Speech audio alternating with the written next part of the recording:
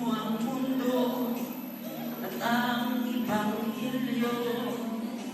Tandaan muli paghukom na tungayan mo. Pagkalinong sobra ng tao ay saan nga ito? Sa kapangyarihan at sa lapit ay di na